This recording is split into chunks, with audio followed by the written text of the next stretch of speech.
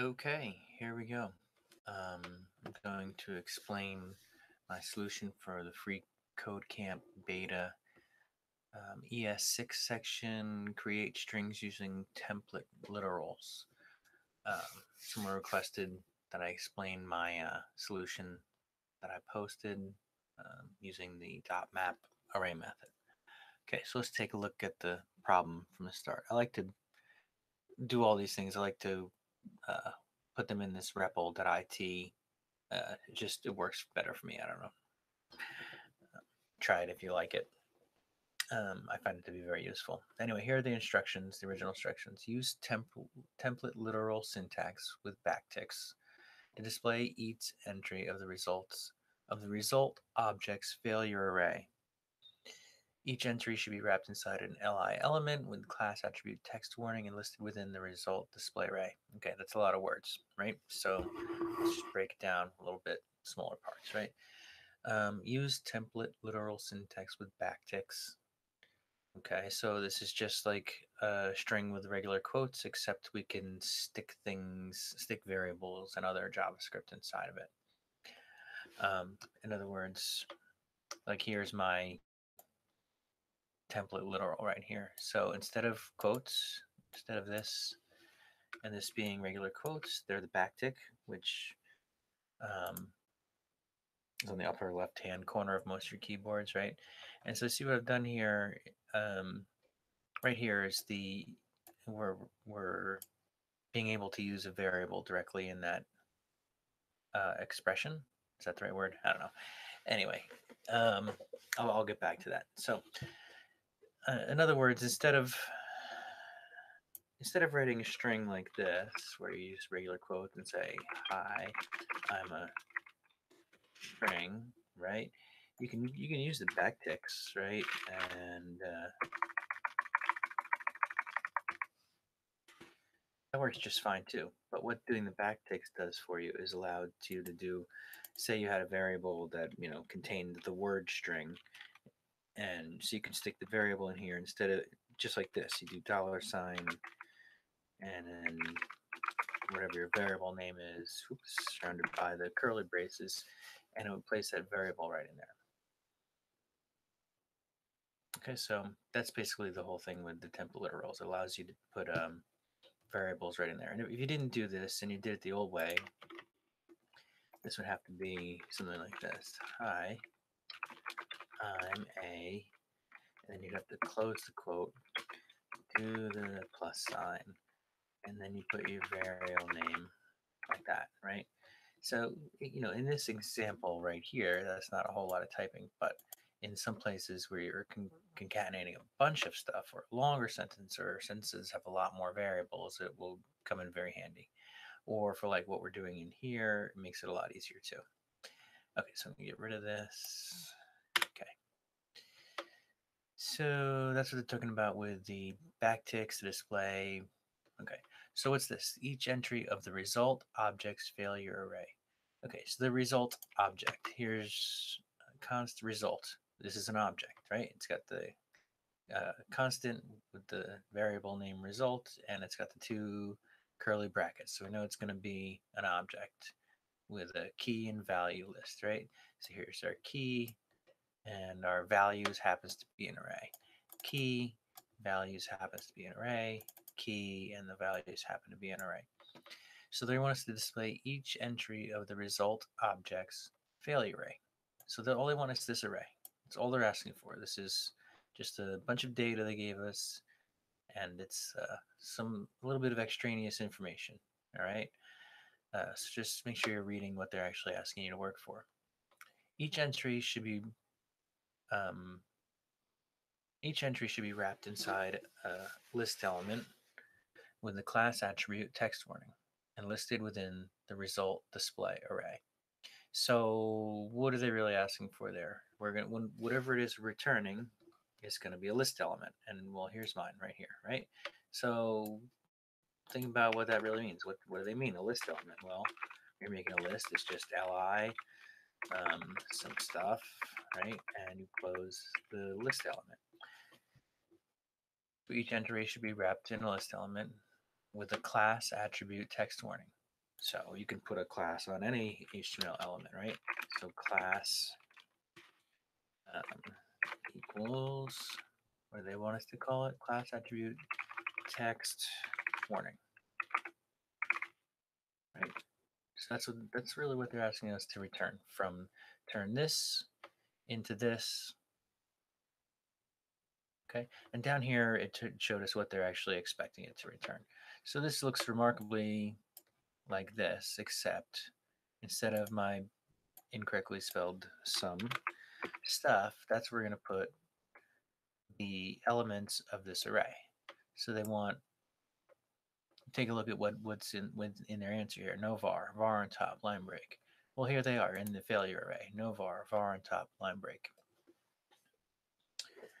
Okay, so let's get rid of that. So how does this map going to help us? So let me pause for a second there.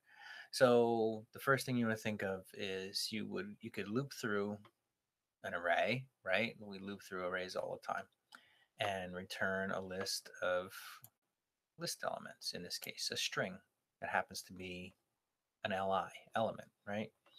And you could do the concatenation like we did before with the plus sign and double quotes and all that stuff. And do the for, let I equal 0, all that, like the regular for loop.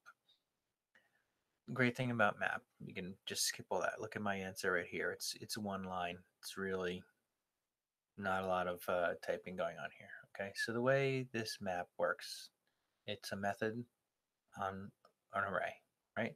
So you start with an array, right? So we have,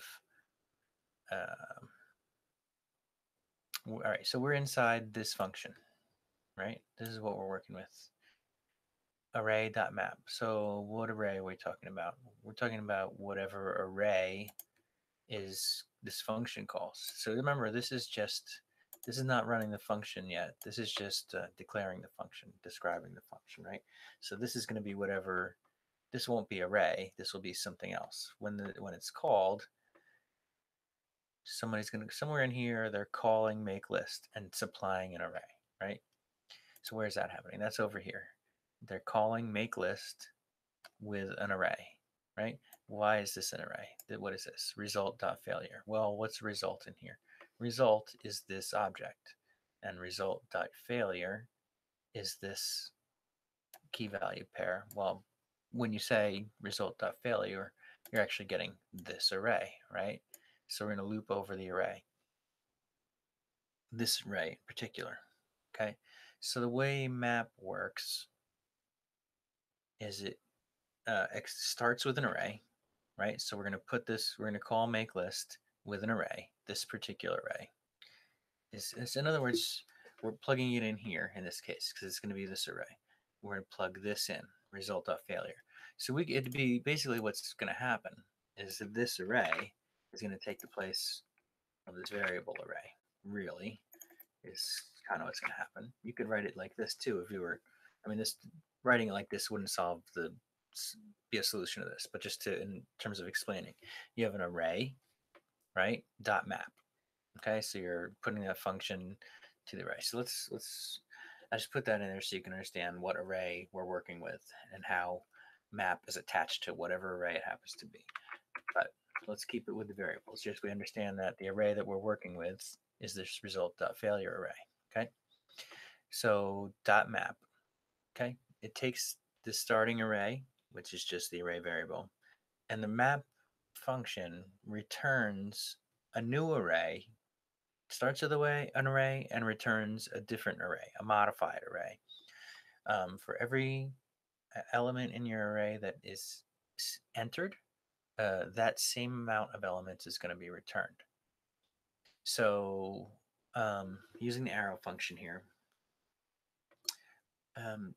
let's see. Normally you see the arrow function like this. You have the space for the arguments, right?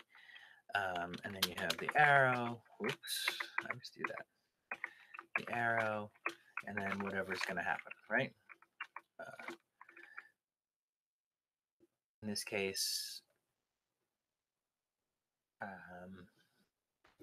This is going to be whatever. This is the. Let me get rid of this. I'm confusing myself even. This can't be helpful. Okay, so you call the map function, and you do, like I say, it's going to change the array. You start with an array, and it returns a different array based on the things that you put into it. So this item right here is referring to each item in the array. It's looping through the array. First on this one, this item, then on this item, then on this item. So this doesn't have to be called item. This is like a variable. This could be called Bob, and it would still work as long as you call it here. Then this would have to be Bob. Does that make sense? This doesn't matter. This could be, I think you said you used X. That would work as long as they're the same. Okay. In my brain, when I figured out how these arrow functions and for each and map and all that stuff works, for me it always makes sense to say this item, this item, this item. I almost always put item. You're supposed to use more descriptive variables, like if you're working with a list of numbers, like if the array was called numbers, it was an array of numbers, you say numbers.map and then you say number.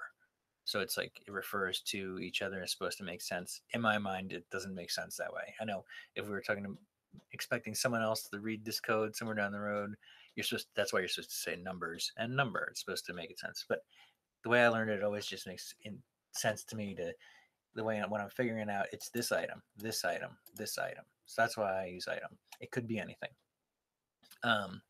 So it loops through the array. First, it's going to take this item, right? And it's going to return something. Before I get into that, you might be used to seeing like this, right? This is the way you usually see the arrow function. When it's only one item or argument, I guess you call it, parameter or argument, I never remember which is which, you don't even need to do this brackets. It just uses it by itself. It's just, and you can do that. You don't have to do it that way. You can do it with the parentheses or not. This just makes it a little less stuff on the screen, a little less typing. And the same thing with the curly braces. You can do the curly braces, but that's one other thing with the arrow function has what they call the implicit return. It means you don't, basically this means you don't have to write the word return, and you don't even need to do these curly braces either. It's just on the other side of this arrow function, as long as it's one line of code. You don't have to put the curly braces. And by one line of code, I mean something like where you would normally put a semicolon. Like if you could put a return here, it still thinks of this as one line. Okay. It's not the expression or whatever hasn't ended. It's technically still one line.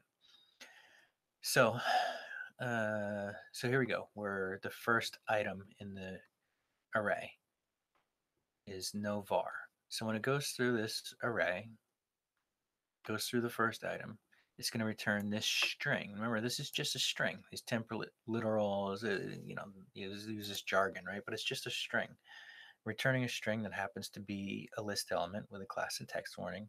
And we want it to display each entry of the result object's failure array. So what's it going to be? Well, I called it item, right? So we're on the first item. So it's going to display it wrapped inside an li element with the class attribute text warning. So again, it's going to do that. That's first it's going to make this string. Then it's going to make this string. Oops, I mean the string with this. Then it's going to make the string where line break is the item. Each one, it replaces the variable item with the variable with each array element.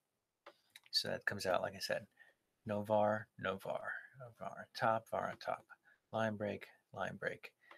The way they have this written, you don't see when I run this, it says undefined because this says return result display array. I don't know why that doesn't work. It should. I suspected when I ran this that would show up there as the return result. I don't know why it doesn't. But anyway, so instead of just to show you that it's working, I'm just going to console log it. log. So to be clear, this array.map is taking this array and it's returning this list of things, right? So when I say returning it, that's what this part is about. The taking a variable, the result display array, and saving the results. That array that it's returning is being saved in this variable, this constant result display array. So that's what I'm going to console log, is this result display array. So when I do that, run that, there it is. Here's the array that returned from this. And if you look at this, it's basically this, but with each item, first it's done with no var, which is the first one. Then it's done with var on top, which is this one. Then it's done with line break. So it creates a new array. Um, to be clear, like I say, it's doing a new array. It's not modifying the original array. And we can show that by doing this. The original array is this thing, right? Result.failure. If we do that, it should show the original. So there it is. So there's the original one. Let's do this.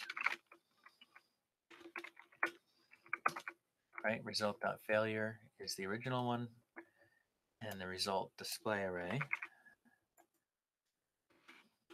is that one. Result display array is this array, right?